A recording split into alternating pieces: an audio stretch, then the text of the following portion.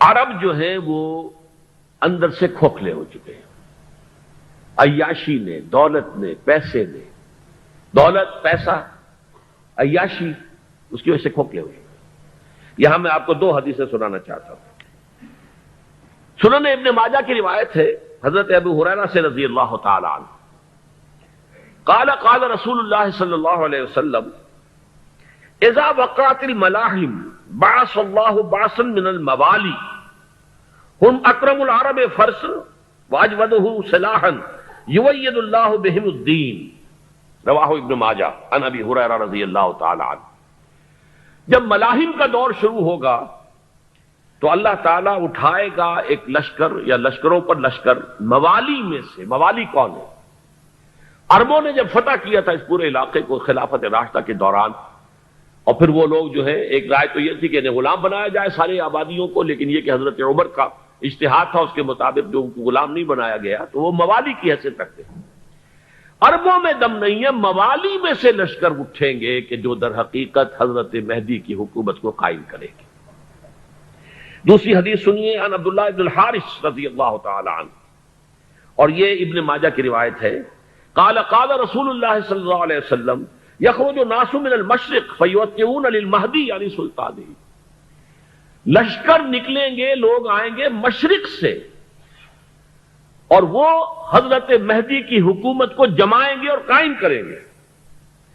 اب ذرا نوٹ کیجئے کہ جزیرہ نما عرب کے مشرق میں کون سے ملک ہیں؟ تین: ایران، افغانستان، پاکستان۔ یہ تین سالڈ مسلم ممالک، مسلم آبادی اکثریت۔ ویسے تو یہ کہ آگے ہندوستان میں 20 کروڑ مسلمان ہیں، لیکن وہ 20 کروڑ جو ہے وہ تو 80 کروڑ کے اندر تحلیل ہو جاتے ہیں غیر مسلموں میں، لیکن یہاں جو معاملہ ہے یہ خالص اکثریت کے۔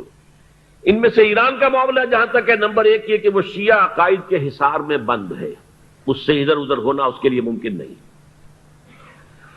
حدیث میں یہ بھی آتا کہ اصفہان سے 70,000 یہودی دجال کا ساتھ دیں گے۔ لیکن بہرحال خراسان ایک صوبہ ہے افغانستان کا اس وقت بھی، شمال مشرقی کونے میں، مجھے امید ہے وہاں سے خیر کی، کیونکہ خراسان کا لفظ وہاں پہ شامل ہے، اور حضور کی حدیث میں بعد میں آپ کو سناؤں گا کہ خراسان سے فوجیں چلیں گی جو یروشلم کو دوبارہ حاصل کریں گی، فتح کریں گی۔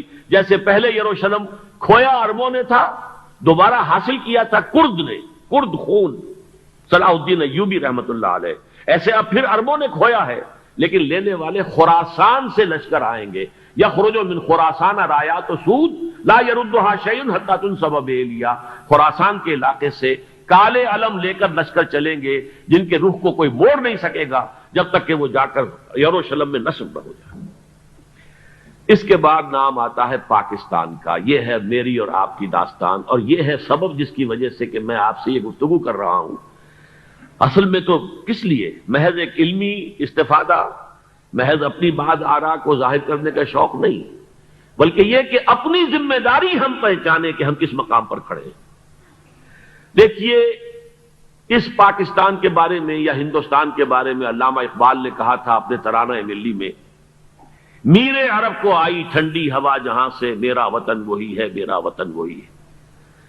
اور مجھے بتایا گیا کہ سنن ابی داؤد میں یہ روایت موجود ہے کہ حضور نے فرمایا کہ ہندوستان کی طرف سے مجھے ٹھنڈی ہوا آتی، اگرچہ مجھے وہ حدیث ابھی نہیں ملی ہے، لیکن حزب التحریر کا ایک کارڈ مجھے ملا تھا، تو اس میں اس حدیث کا اور اس میں ابو داؤد کے روایت کا حوالہ موجود تھا۔ لیکن میں جو چیز آپ کو بتا چکا ہوں وہ یہ کہ الف ثانی کا پورا تجدیدی کارنامہ اس ہندوستان کی سرزمین میں ہوا۔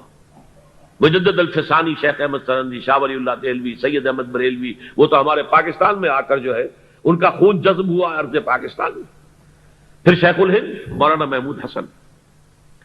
تحریک خلافت چلی تو صرف ہندوستان میں چلی اور کہیں نہیں چلی۔ آزادی کی تحریک چلی پوری دنیا میں، وہ نیشنلزم کی بنیاد پر چلی، ملے نیشنلزم، عرب نیشنلزم، ترک نیشنلزم۔ ہمارے ہاں چلی تو اسلام کے نام پر پاکستان کا مطلب کیا؟ لا الہ الا اللہ۔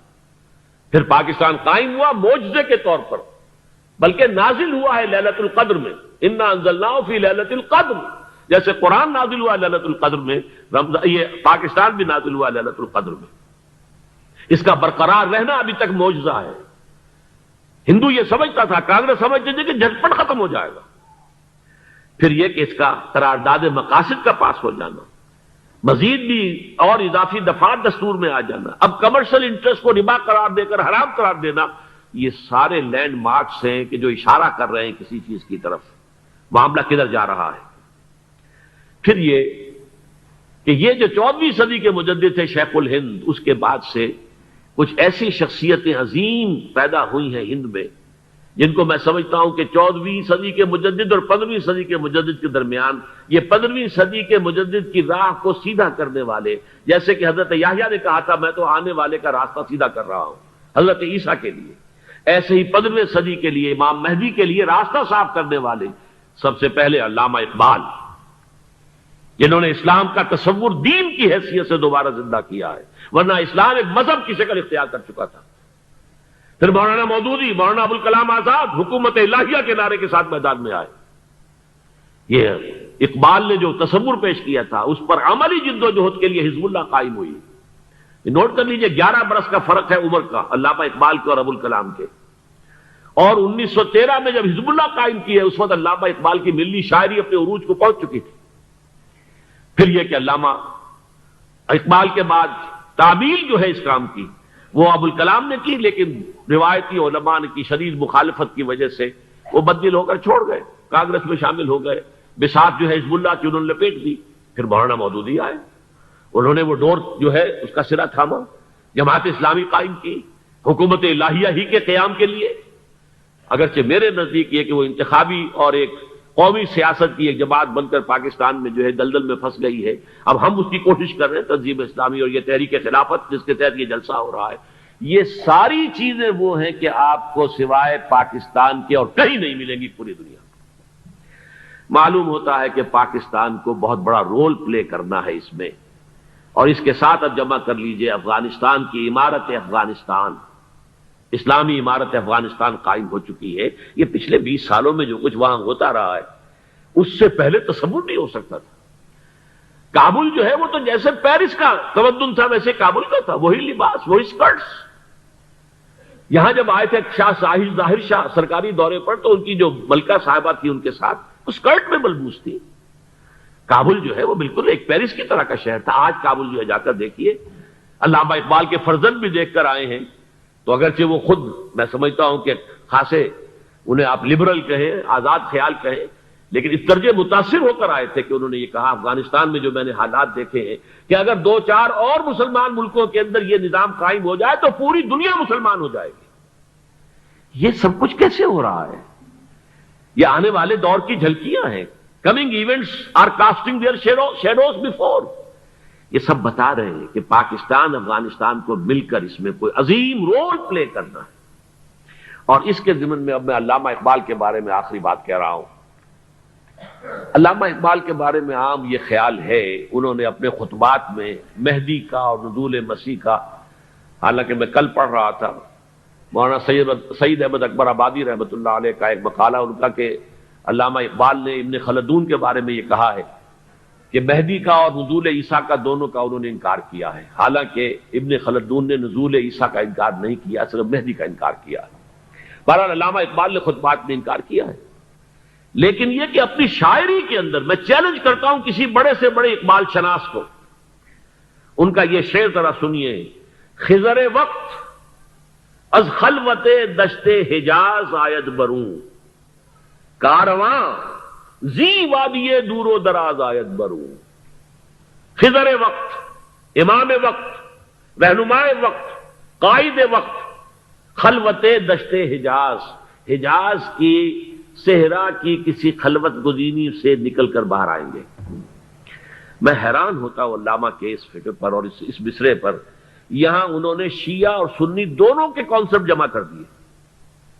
شیعہ کا کانسیپٹ یہ چھپے ہوئے کسی غار میں وہاں سے برآمد ہوں گے، اور ہمارا کانسیپٹ میں ام سلمہ رضی اللہ تعالیٰ عنہ کی حدیث سنا چکا، چھپے ہوئے ہوں گے وہ وہاں پر، مدینے سے نکل کر آ کر مکے میں چھپ جائیں گے.